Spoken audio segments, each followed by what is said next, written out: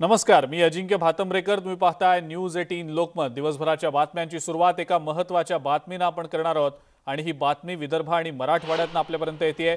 बुलडाणा, वाशिम, नागपूर, जालना, जळगावसह अनेक भागांमध्ये आज रात्री उल्कापात सदृश घटना घडलेली आहे। संध्याकाळी 7:46 ते 7:50 ही दृश्य लोकांनी उघड्या डोळ्यांनी पाहिली। 40 ते 50 फूट लांब आगीच्या लोळांच्या या दृश्यांमुळे नागरिकांमध्ये काही काळ भीतीचं वातावरण पसरलेलं होतं।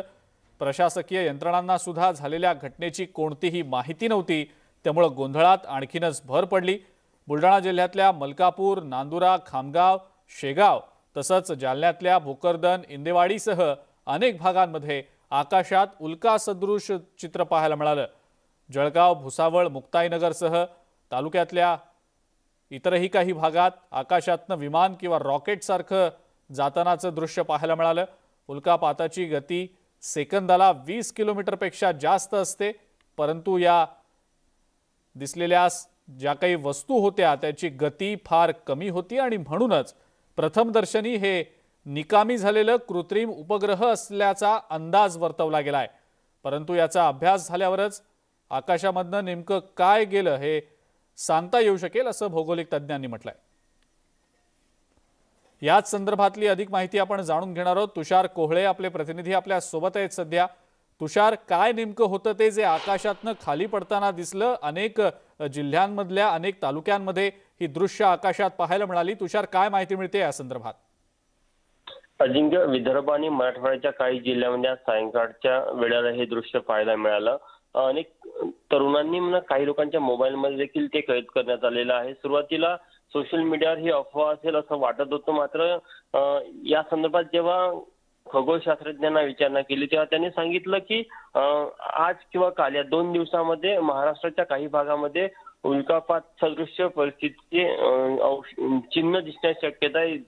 जवळून उल्का जाण्याची शक्यता। तुषार, असेच आमच्या सोबत रहा। आपल्या सोबत सध्या खगोलतज्ञ दाकरू सोमण सर आहेत, त्यांची या संदर्भातली प्रतिक्रिया आपण जाणून घेणार आहोत। सोमण सर, आपलं देखील स्वागत न्यूज 18 लोकमतमध्ये। उल्का सदृश गोष्टी आज अवकाशात दिसलेल्या आहेत। राज्यातल्या काही जिल्ह्यांमधल्या भागांमध्ये या गोष्टी नागरिकांनी पाहिल्यात। काय नेमकं हे असू शकतं? काही माहिती या संदर्भातली समजू शकली आहे का? हो, यामध्ये असू एक कृत्रिम उपग्रह जे असतात, सॅटेलाइट आपण म्हणतो, त्याचे जर तुकडे झाले असले तर ते पडण्याची शक्यता असते आणि ते जळून जाताना आपल्याला दिसू शकतात।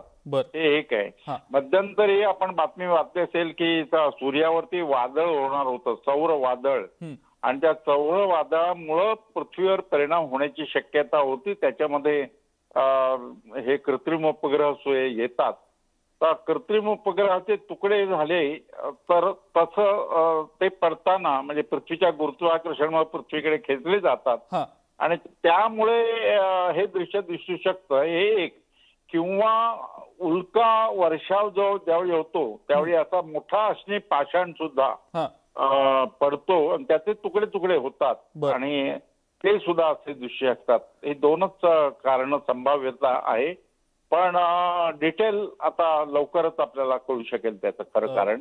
पण हे 2 कारण संभाव्य आहेत। एक म्हणजे कृत्रिम उपग्रहाचे तुकडे किंवा अश्नी पाषाण त्याचे तुकडे असं। बरं, पण सोमण सर, काही अधिकृत कळू शकलंय का नेमकं काय होतं? अधिकृत अजून नाही। कुठून कुठून दिसलं हे पाहिलं जातं। माझ्या कल्पनेप्रमाणे हे दृश्य आपण जे आता बघतो आहोत तर ते सॅटेलाइटचे तुकडे सुद्धा असू शकतील, कृत्रिम उपग्रहाचे, किंवा अश्नी पाषाणाचे तुकडे असू शकतील, एवढंच सांगता येईल। पण लोकांनी घाबरायचं कारण नाही, कारण हे वरच्यावर जळून जात आहेत। अश्नी म्हणजे पृथ्वीवर येऊन आदळणार नाहीयेत, त्यामुळे लोकांनी चिंता करायचं काय कारण नाही, घाबरायचं काय कारण नाही। या अशा घटना घडत असतात, अनेक देशांमधून वेगवेगळ्या वेळी अशा घटना दिसतात। नाही सोमण सर, आपण म्हणालात की घाबरण्याचं कारण नाही, पण 40 ते 50 फूट हे आगीचे लोळ दिसले। साहजिक आहे, लोकांमध्ये उत्सुकता देखील होती, मात्र काही काळ भीती देखील पसरली होती की नेमकं आहे तरी काय। आणि याआधी असं इतक्या मोठ्या प्रमाणात 4 ते 4.5 मिनिटं सलग अशी काही दृश्य अवकाशात बघायला मिळालेली नव्हती, त्यामुळे कदाचित उत्सुकता आणखीन वाढली। नाही, शक्य आहे, बरोबर आहे. उत्सुकता वाढणं हे खरोखरच नैसर्गिक आहे. तरी पण घाबरण्याचं कारण नाही, कारण हे जे जळून जाणाऱ्या गोष्टी आहेत घर्षणामुळं या पृथ्वीवरती येऊन आदळणार नाहीयेत. त्यामुळे घाबरायचं कारण नाही. फक्त याची नोंद ठेवायला पाहिजे, कुठून दिसलं, किती वाजता दिसलं याची नोंद ठेवायला पाहिजे. कारण हे कृत्रिम उपग्रहाचे तुकडे असू शकतात किंवा अश्विनी पाषाणाचे तुकडे, त्याला मराठीमध्ये गावठी भाषेत आज्ञा वेताळ म्हणतात, तशा पद्धतीचे तुकडे हे जळून जाताना दिसतात. आपल्याला माहितीये की पृथ्वीच्या गुरुत्वाकर्षणामुळे पृथ्वीकडे खेचले जातात. बरोबर. आणि वातावरणात शिरताना ते घर्षणामुळे जळतात आणि हे दिसतात. वेगवेगळ्या रंगाचे सुद्धा असे दिसू शकतात. सोमन सर, तुम्ही ज्या वेळेला हे व्हिडिओ पहिल्यांदा पाहिले त्यावेळेला काय नेमकं वाटलं की काय असू शकेल? नाही, मला तर पहिल्यांदा असं वाटलं की हे सॅटेलाइट कृत्रिम उपग्रहाचे तुकडे असू शकतील. पृथ्वीवरून जे मानव निर्मित कृत्रिम उपग्रह आकाशामध्ये पाठवलेले आहेत ते, म्हणजे स्कायलॅब पडली होती त्यावेळी आपल्याला लक्षात असेल, अशा पद्धतीचं असू शकेल. पण नंतर मी बघितलं ते रंगीत वगैरे दिसत आहेत, कारण त्याच्यामध्ये आयन असेल, इतर धातू असतील तर ते रंगीत असे दिसू शकतात. त्यामुळे अश्विनी पाषाण सुद्धा असण्याची शक्यता आहे. आणि त्याचे तुकडे होऊ शकतात वातावरणात शिरताना घर्षणामुळे आणि जळताना. नाही सोमन सर, खगोलीय दृष्टिकोनातनं अशा काही गोष्टी होऊ शकतील अशी काही शक्यता होती का, किंवा त्या अनुषंगानं काही माहिती मिळालेली होती का की कदाचित अशा गोष्टी पृथ्वीच्या दिशेनं किंवा पृथ्वीवरनं कदाचित अवकाशात दिसू शकतील? नाही, सौर वादळ होणार होतं हे सर्वांना जाहीर झालेलं होतं. सौर वादळामुळे त्याचा परिणाम कृत्रिम उपग्रहावरती होऊ शकतो हे माहित होतं. परंतु अशा पद्धतीचं कृत्रिम उपग्रहावरती काही ठिकाणी तर ते पार्ट पडलेले पण दाखवत आहेत की कृत्रिम उपग्रहाचे पडलेले पार्ट. तर निकामी झालेला कृत्रिम उपग्रह असा पृथ्वीच्या जवळ येऊन आदळण्याची शक्यता असते. तसं ती दृश्य दिसत आहेत, जळून जातानाही ते आपल्याला दिसत आहेत. करेक्ट. बिलकुल बिलकुल. सोमन सर, खूप खूप धन्यवाद. आपण न्यूज 18 लोकमतशी बोललात आणि प्रतिक्रिया दिलीत, या सगळ्या संदर्भातली माहिती दिलीत त्याबद्दल. आपल्या सोबत खगोलतज्ञ दाखरू सोमन सर होते आणि त्यांनी जो अंदाज व्यक्त केलाय त्या अनुषंगानं कृत्रिम उपग्रह किंवा एकंदरीत जो अश्नी वर्षाव असतो त्याबद्दल त्यांनी अनुमान व्यक्त केलाय. पण अधिकृत माहिती या संदर्भातली अजूनपर्यंत समोर आलेली नाही. कोणत्याही प्रशासकीय यंत्रणेनं याबद्दलची माहिती अजून अधिकृत जारी केलेली नाही. तुषार कोहळे आपले प्रतिनिधी आपल्या सोबत आहेतच. तुषार, जेव्हा नागरिकांनी ही सगळी दृश्य पाहिली, अवकाशातनं काहीतरी पडतंय असं पाहिलं, काय नेमक्या प्रतिक्रिया उमटत होत्या, काय नेमकी एकंदरीतच मतं व्यक्त होत होती या सगळ्या संदर्भात? तुषार, काय सांगता येईल त्याबद्दल? साधारण 7:30 वाजताच्या सुमाराची ही घटना आहे, कारण की त्यावेळेला अंधार झालेला होता आणि एकाएक जेव्हा आकाशामध्ये अशा प्रकारची वस्तू चमकू लागली तेव्हा अनेकांच्या मनामध्ये सुरुवातीला भीती वाटली. पण एक गोष्ट की ती गोष्ट ते मोबाईलमध्ये अनेकांना कैद करण्याची संधी मिळाली. अगदी काही सेकंदाचे ते व्हिडिओ असेल, पण ती गोष्ट कैद करायची संधी मिळाली आणि अनेकांना ती दाट शक्यता वाटत होती की उल्का सदृश वस्तूच ती असेल. अनेकांना माहीत नव्हतं की सॅटेलाइट किंवा त्याची काही औषध असू शकतात. अनेकांना तीच चर्चा सुरू झाली की उल्कापिंडा सदृश्य वस्तू आहे. पण जेव्हा आम्ही काही खगोलशास्त्रज्ञांना विचारलं तेव्हा त्यांनी असं सांगितलं की आमच्याकडे अशी माहिती मिळाली की महाराष्ट्राच्या वरनं काही भागात अशा प्रकारच्या उल्का सदृश्य वस्तू जाऊन अरबी समुद्रात त्या पडेल अशी एक सोशल मीडियावर पण चर्चा होती आणि त्यांनी देखील सांगितलं होतं की तसं ते होऊ शकतात. पण याबद्दल अधिकृत कोणताही दुजोरा दिला गेलेला नाही. आम्ही व्हीएनआयटीच्या प्राध्यापकांना देखील या संदर्भात विचारलं होतं, त्यांना देखील हा व्हिडिओ दाखवला, मात्र त्यांनी पण अजून याबद्दल कोणती अधिकृत दुजोरा दिला नाही किंवा त्यांनी माहिती दिली नाही. पण एक गोष्ट आहे की चर्चेला उधाण आलं आहे. जशी ही घटना घडली त्यानंतर सोशल मीडियावर हा व्हिडिओ इतक्या मोठ्या प्रमाणामध्ये व्हायरल झाला आणि वेगवेगळे लोक वेगवेगळ्या तर्क देऊ लागले. मात्र ज्या प्रकारे आपण आताच ऐकलं की खगोलशास्त्रज्ञांकडनं जी माहिती दिली की भीतीचं कारण नाही, हे एक नैसर्गिक क्रिया असते. अनेक वेळा अवकाशामध्ये दुपारच्या वेळेला देखील अशा प्रकारच्या घटना घडतात, पण सूर्याचा प्रकाश असल्यामुळे ते आपल्याला दिसू शकत नाही आणि रात्री उशिरा अनेक लोक झोपले असल्यामुळे रात्री उशिरा देखील अनेकांच्या त्या लक्षात येत नाही. मात्र सायंकाळच्या वेळेला विशेष करून बरेच लोक हे घराच्या बाहेर असतात, रस्त्यावर असतात, त्यामुळे अनेकांना त्या काळामध्ये जर काही एखादी घटना घडली तर ती लोकांना दिसते. त्यामुळे याच्या आधी पण आपल्याकडे म्हणजे विदर्भामध्ये देखील अशा प्रकारची घटना साधारण 3च्या दरम्यान घडलेली होती. तेव्हा देखील अशा प्रकारे सायंकाळच्या वेळेला अवकाशामध्ये एक वस्तू चमकताना जाताना दिसलेली होती. ते दृश्य देखील साधारण 7 ते 8 सेकंदाचं होतं. तर त्याचीच आज पुनरुत्ती झाली. त्यामुळे खगोलशास्त्रज्ञांना असं वाटतं की ती उल्का सदृश्य काहीतरी वस्तू असेल किंवा आकाशात जाणारा वेगवेगळ्या प्रकारचे अवशेष असतात, कण असतात, त्यातलाच एक प्रकार असेल की ते पृथ्वीच्या गुरुत्वाकर्षणामुळे वातावरणामध्ये आले असेल आणि मग जसायचं वातावरणात आल्यानंतर जो वेग होता तो वेगामुळे ते जळालेला असेल आणि त्यामुळे तो प्रकाशित झालेला असेल. बिलकुल तुषार, नागरिकांमध्ये काही काळ औत्सुक्याचं वातावरण होतं, काहीशी भीती देखील होती की नेमकं काय घडतंय. आता नेमकं काय या संदर्भातलं सांगितलं गेलं आहे का? प्रशासकीय यंत्रणांनी काही अधिकृत याबद्दलची माहिती जारी केली आहे का? नेमकं ते काय होतं हे कळू शकलंय का? सध्या तर सुरुवातीला तर ही नेमकं काय आहे याबद्दल कोणताही अधिकृत दुजोरा दिला नाही. फक्त अशा प्रकारची घटना घडली, अनेक ठिकाणी अशा प्रकारची घटना घडल्याचं नागरिकांनी स्वतः डोळ्यांनी बघितलं. काही लोकांनी ते दृश्य मोबाईलमध्ये देखील कैद केलं. त्यामुळे घटना घडली हे फक्त अधिकृतपणे प्रशासनाने सांगितलेलं आहे. मात्र नेमकं ती कोणती वस्तू आहे याबद्दल अजून तरी प्रशासनाने कोणताही अधिकृत दुजोरा दिलेला नाही. त्यामुळे सध्या तरी स्पष्ट सांगता येणार नाही आपल्याला की नेमकी ती वस्तू काय असेल.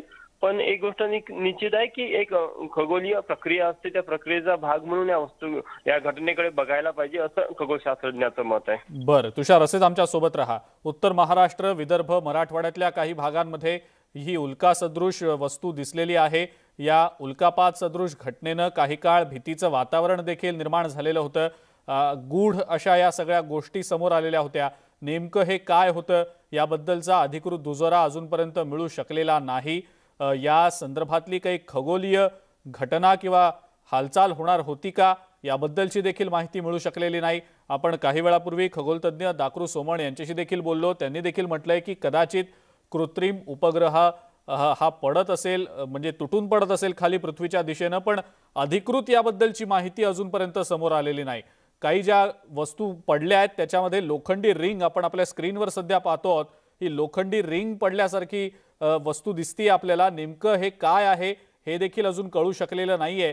मात्र राज्यातल्या विदर्भ, मराठवाडा, उत्तर महाराष्ट्रातल्या काही भागांमध्ये ही उल्कापात सदृश घटना आज बघायला मिळाली.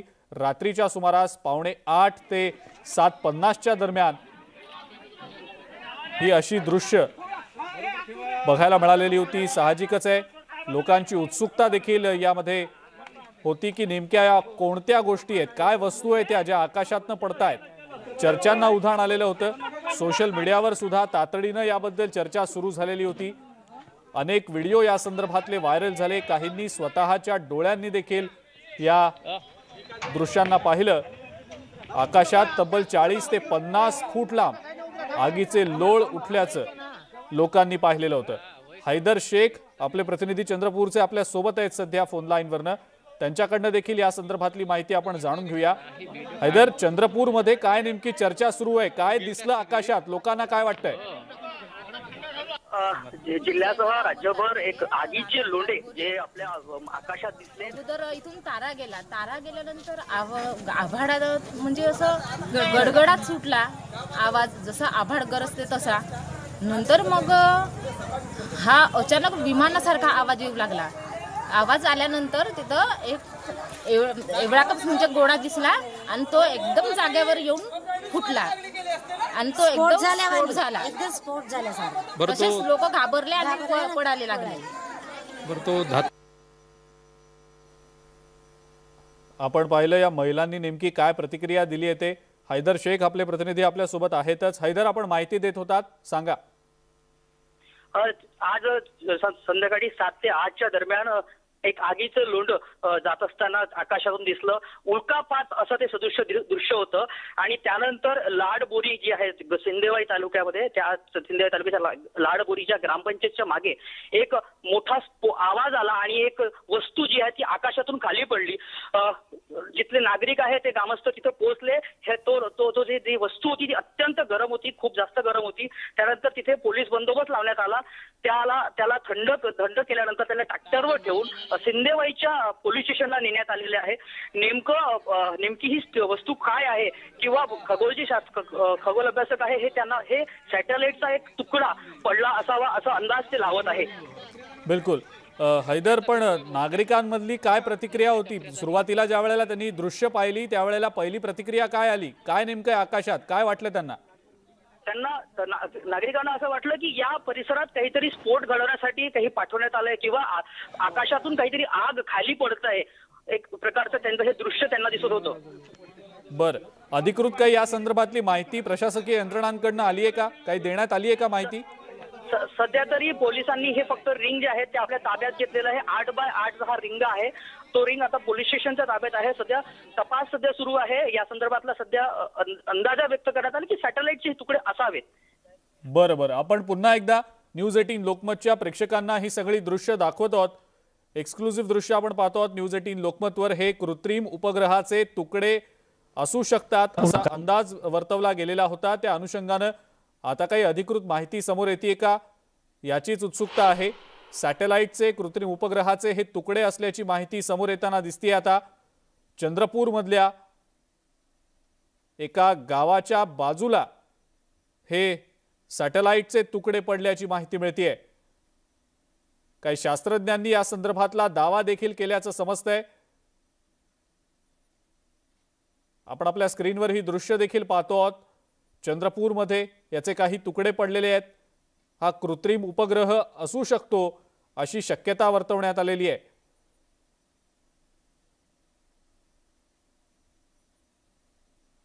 ही सगळी दृश्य पाहिल्यानंतर नागरिकांमध्ये काही काळ भीतीचं वातावरण होतं. गूढ हालचाली त्यांनी पाहिल्या आकाशामध्ये. अनेक जिल्ह्यांमध्ये हीच दृश्य पाहायला मिळाली. त्यामुळे तातडीनं चर्चांना उधाण आलं. तर्कवितर्क लढवले जाऊ लागले. काही काळ भीतीचं वातावरण देखील होतं. चंद्रपूरमध्ये यातले काही अवशेष सापडलेले आहेत आणि हे कृत्रिम उपग्रहाचे तुकडे असल्याची माहिती समोर येते. आपण पाहतो आहोत या दृश्यांमध्ये कृत्रिम उपग्रहाचे हे तुकडे असल्याची माहिती मिळते. तसा दावा काही शास्त्रज्ञांनी केलेला आहे.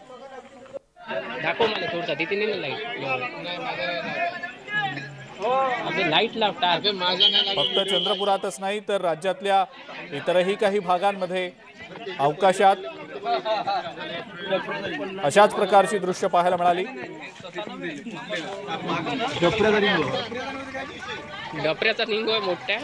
उत्तर महाराष्ट्रातल्या काही भागात, विदर्भातल्या काही भागात, मराठवाड्यातल्या काही भागात अवकाशात आगीचे लोळ उठलेले आहेत आणि ते खाली पडतायत अशी दृश्य अनेक नागरिकांनी पाहिली. अनेकांनी आपल्या मोबाईलमध्ये त्याचा व्हिडिओ देखील काढला.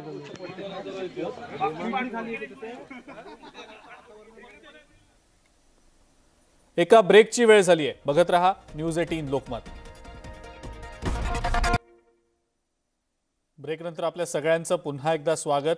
मनसे अध्यक्ष राज ठाकरेंनी त्यांच्या भाषणामध्ये मुख्यमंत्री उद्धव ठाकरे यांच्यावर घणाघाती टीका केली आहे.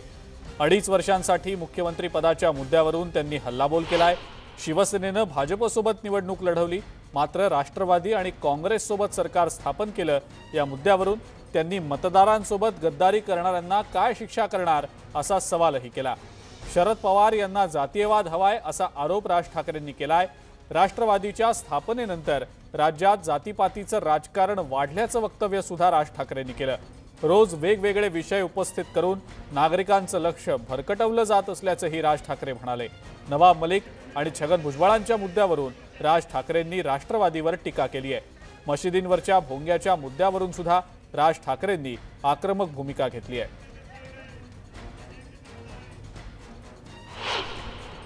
1900 विधानसभेची निवडणूक आठवा.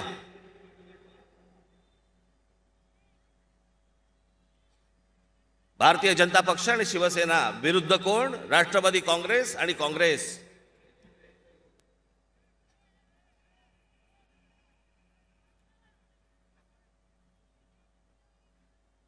निकाल लागल्यानंतर शिवसेनेला खास करून उद्धव ठाकरेंना साक्षात्कार झाला.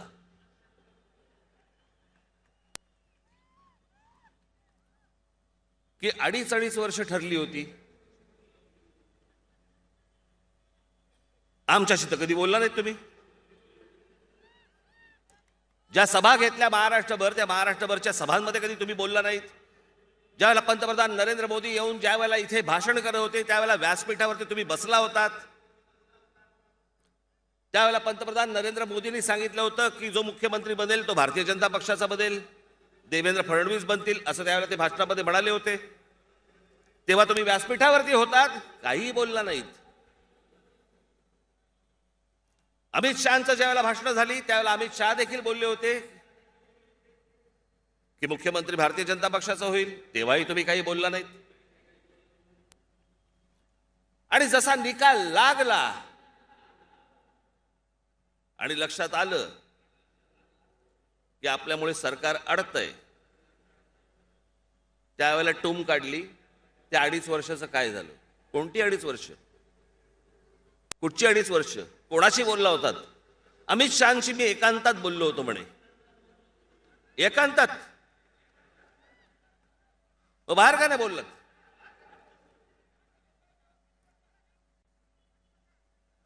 बरं, मुख्यमंत्री पद हे महाराष्ट्राचं आहे, जनतेचं आहे, जे लोकांसमोर येणार आहे. मग ती गोष्ट तुम्ही 4 भिंतीत का केलीत? बरं, त्या 4 भिंतीमधली गोष्ट अमित शहा सांगतायत आमचं असं काही बोलणं झालेलं नाहीये. मग एके दिवशी आपण सकाळी उठलो काय आणि पाहतो तर काय, जोडा वेगळाच.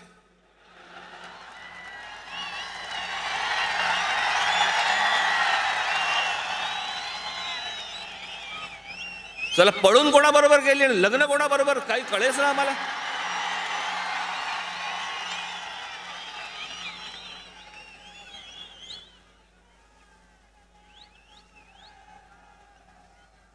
मी महाराष्ट्र राज्याचा उपमुख्यमंत्री म्हणून मी आज इथं शपथ. समजेच ना, महाराष्ट्राला समजेच ना असायला मतदान केलं कोणाला आम्ही?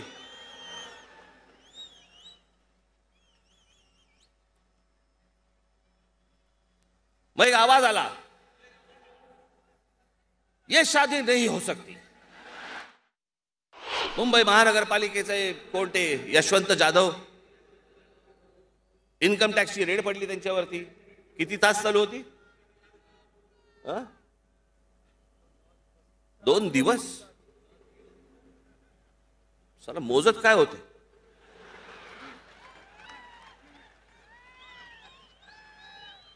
हल्ली आई वडील सांगतात यशवंत हो सांगतच नाहीत, यशवंत जाधव हो सांगतात.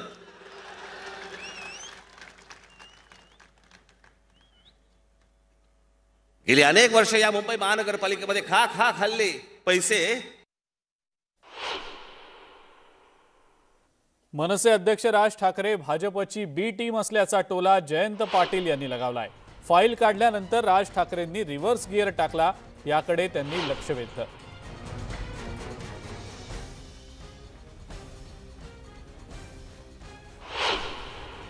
महापालिकेमध्ये शिवसेनेचा पराभव करण्यासाठी, मतं खाण्यासाठी एक स्थान निर्माण करण्याचा राज ठाकरेंचा प्रयत्न आहे. याच्यापेक्षा जास्त मतं खाण्याचा प्रयत्न आहे, बाकी काही जास्त हे नाही. आणि भारतीय जनता पक्ष आणि राज ठाकरे यांची इंटरनल सिटिंग झालेलं आहे, मीटिंग झालेलं आहे. आणि त्यामुळं मला त्यांचा उद्देश स्पष्ट आहे. भाजपने अशा बऱ्याच बी टीम बाळगायला सुरुवात केलेली आहे, कारण एकट्या भाजपची डाळ शिजत नाही. म्हणून MIM आहे, राज ठाकरेंचा मनसे आहे, आणखी नाहीत शक्य. फक्त मतं खाणे आणि आपलं राजकारणातलं अस्तित्व टिकवणे हा आता ऑप्शन राहिलेला आहे भारतीय जनता पक्षापुढं. हे कधी गेले होते उत्तर प्रदेशमध्ये? मला भारीच कौतुक वाटते राज ठाकरेंचं. हे कधी गेले नाहीत, काय नाहीत, आणि मोदी सरकार, योगी सरकारचं कौतुक करतायत. तेच म्हणतो, रिव्हर्स गिअर टाकलाय, प्लेट बदललेली आहे. थोड्या दिवसांनी आणखीन काही वेगळं बोलतील. 2019च्या निवडणुकीच्या आधी मोदी साहेबांच्यावर बोलत होती आणि हे लावरे व्हिडिओ असं सांगून मोदी साहेबांचे विरोधाभासातली 2 विधानं दाखवत होती. ती व्यक्ती किती लवकर पलटून विधानसभा आणि लोकसभेच्या नंतर पलटी मारून बसलेली आहे हे महाराष्ट्राला माहिती आहे. आता स्वतःचं महत्त्व वाढवण्यासाठी पवार साहेबांना बोलल्याशिवाय या राज्यात त्यांना TRP मिळत नाही, त्यांचं कोणी ऐकत नाही आणि त्यामुळं असे विजत चाललेल्या लोकांच्याबद्दल फारसं मी काही बोलायची मला आवश्यकता नाही. लोकांचं लक्ष वेधून घेण्याचा हा प्रयत्न आहे, त्याच्या पलीकडे काही नाही. मनसे अध्यक्ष राज ठाकरे सत्तेसाठी धर्माचं राजकारण करत असल्याची टीका काँग्रेसचे प्रवक्ते अतुल लोंढे यांनी केली आहे. आपण विकासाच्या ब्लूप्रिंट पासून राजकारण सुरू केलं होतं. आपण विकासाच्या मुद्द्यावर बोलत होते आणि किती कुलांपुड्या मारल्या. आज आपण जातीच्या राजकारणाचा आरोप शरद पवार साहेबांवर लावत आहात आणि आता स्वतः जातीकडून धर्माकडे राजकारण नेण्याच्या गोष्टी करत आहात. त्यामुळे पुन्हा एकदा तुम्ही निराशा ही केवळ आपल्याला सत्तेमध्ये सहभाग मिळत नाहीत, आपले आमदार निवडून येत नाहीत, त्याची निराशा जी आहे ती स्पष्टपणे आपल्यामध्ये झळकत होती. त्यामुळे विकासाच्या राजकारणाकडून धर्मांध राजकारणाकडे जाण्याचा जो आपला प्रवास आहे त्याला अधोगती राजकारणातली याच्यापेक्षा दुसरा आपण काही वेगळं म्हणू शकत नाही. मनसे अध्यक्ष राज ठाकरे यांच्या भाषणाची मंत्री जितेंद्र आव्हाड यांनी खिल्ली उडवली आहे. राज ठाकरेंचं काही खरं नसतं असं जितेंद्र आव्हाड म्हणाले. राज ठाकरे कधी लावरे म्हणतात, कधी धावरे म्हणतात, त्यांचं काय खरं नसतं. त्यामुळे ते जे बोलतात त्याला हो म्हणायचं आणि गपचूप गाडीत बसायचं. राज ठाकरे कधी लावरे म्हणतात, कधी धावरे म्हणतात, त्यांचं काय खरं नसतं. त्यामुळे ते जे बोलतात त्याला हो म्हणायचं आणि गपचूप गाडीत बसायचं. विरोधी पक्षनेते देवेंद्र फडणवीस यांनी राज ठाकरे यांचं म्हणणं खरं असल्याचं म्हटलंय. राज्यातला नंबर 1चा पक्ष बाहेर आहे तर 3 पक्ष सरकार चालवत आहेत असं फडणवीस म्हणाले. ते बोलतात ते एक प्रकारे सत्यच आहे, कारण क्रमांक 1चा पक्ष हा बाहेर आपल्याला पाहायला मिळतोय आणि 3 पक्ष एकत्रित येऊन त्या ठिकाणी सरकार चालवत आहेत. पण अर्थात मी त्यांचं पूर्ण भाषण न ऐकल्यामुळे यावर जास्त कमेंट मी देऊ शकत नाही. मुख्यमंत्री उद्धव ठाकरे यांच्या हस्ते मुंबई मेट्रो 7 आणि मेट्रो 2A या मार्गांचं लोकार्पण केलं गेलं. यावेळेला उद्धव ठाकरे यांनी भाजपावर जोरदार घणाघात केलाय. राज्य सरकार लोकांच्या विकासासाठी कटिबद्ध असल्याचंही उद्धव ठाकरे यांनी म्हटलंय. राजकारणात एक नवीन साथ आलेली आहे. या व्हायरसची लक्षणं दिसत नसल्याचा टोला त्यांनी भाजपला लगावलाय. एकतर इतरांनी केलं नाही, जे केलं ते आम्हीच केलं आणि इतरांनी नवीन काही केलं तर त्यात भ्रष्टाचार झाल्याची बोंब मारत असल्याचं उद्धव ठाकरे म्हणाले.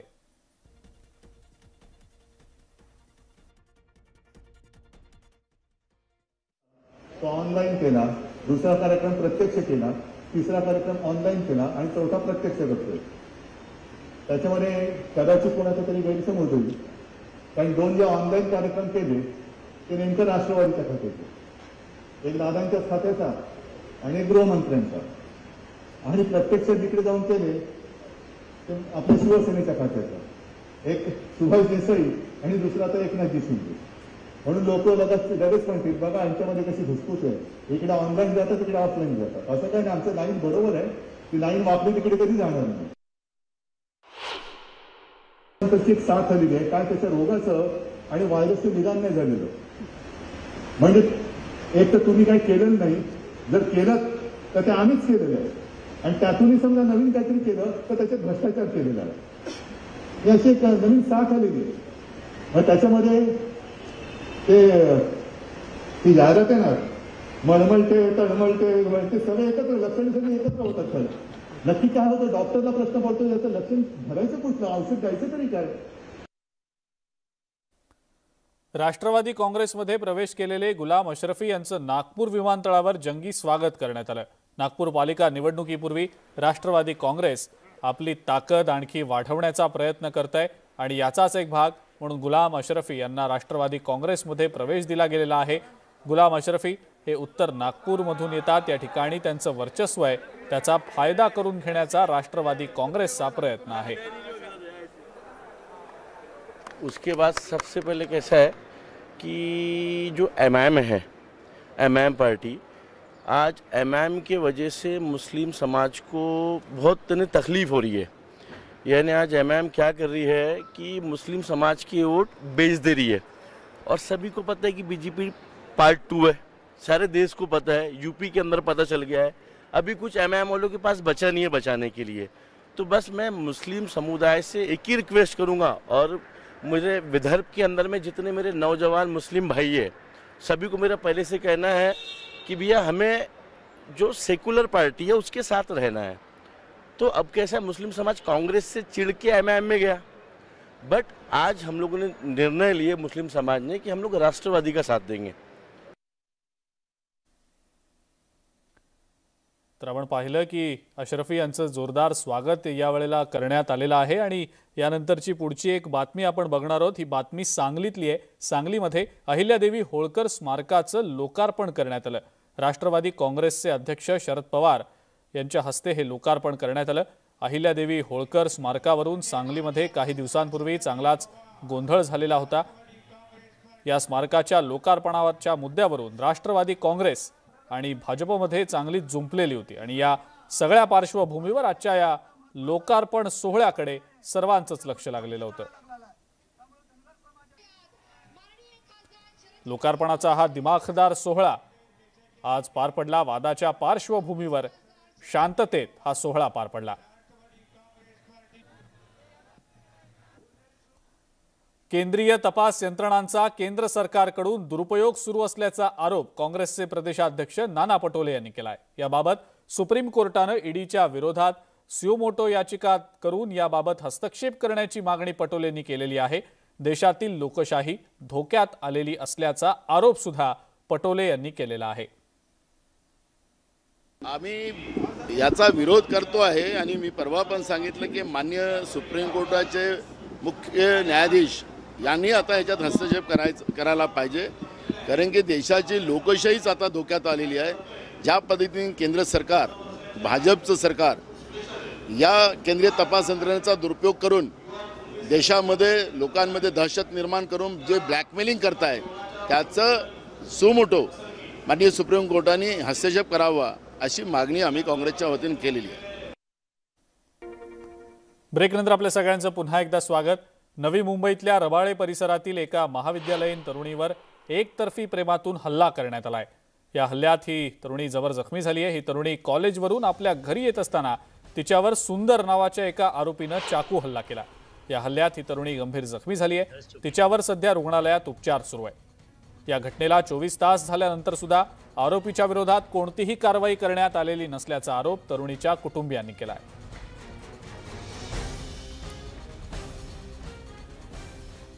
कॉलेज से आ रही थी अपने फ्रेंड के साथ, तो सामने से जस्ट आया और वो मारा था, तभी मैं टर्न हो गई और मेरे पीठ पे लग गया। उसने मारा चाकू से, लेकिन 2 जगह चोट लगा, एक ज़्यादा लगा एक कम लगा। याच संदर्भात अधिक माहिती आपण जाणून घेणार आहोत। रमाकांत तिवारी आपले प्रतिनिधी आपल्या सोबत आहेत सध्या फोन लाईनवरनं। रमाकांत, पोलिसांनी काही कारवाई केली आहे का या सगळ्या प्रकरणी आता? जी हाँ, हम आपको बताना चाहेंगे 2 दिन के बाद में पुलिस कमिश्नर विपिन सिंह के आदेश पे मामला दर्ज हो चुका है। हम आपको बताना चाहेंगे घटना जो है रबाले MIDC पुलिस के अंतर्गत आता है, जहां एक कॉलेज छात्रा जिसके ऊपर चाकू से जानलेवा हमला किया गया और ये हमला जो था वो शनिवार के दिन हुआ है और इस समय जो पीड़िता है वो नेरुल के DY अस्पताल में उसका उपचार चालू है। जानकारी के अनुसार जो पीड़िता है वो शुक्रवार रात काले से जब घर आ रही थी तभी रबाले स्टेशन पे कुछ ही दूर पे घात से लगाए कुछ मंचलों ने उस पे चाकू से हमला किया, जिसमें वो जो लड़की थी वो बुरी तरह घायल हो गई और उसके पीठ पे काफी गंभीर चोटें आई, जिसके बाद उसे आनंद फानंद में DY पाटिल में एडमिट कराया गया और DY पाटिल एडमिट होने के बाद में 2 दिन बीत जाने के बाद भी पुलिस ने मामला नहीं दर्ज किया, जिसके बाद पीड़ित महिला ने सोशल मीडिया पे मदद की गुहार लगाई।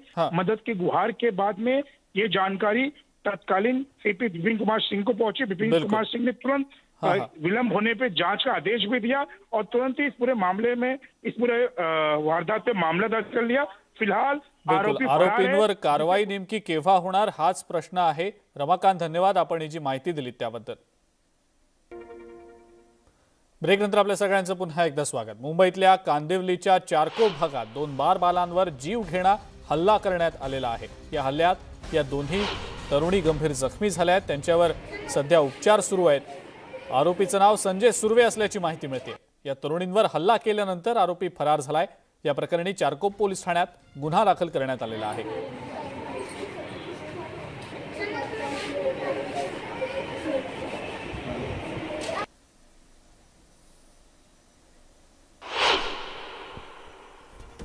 आणि या सगळ्या महत्त्वाच्या बातम्यांसोबतच दिवसभराच्या बातम्यांमध्ये वेळ झाली आहे इथंच थांबण्याची।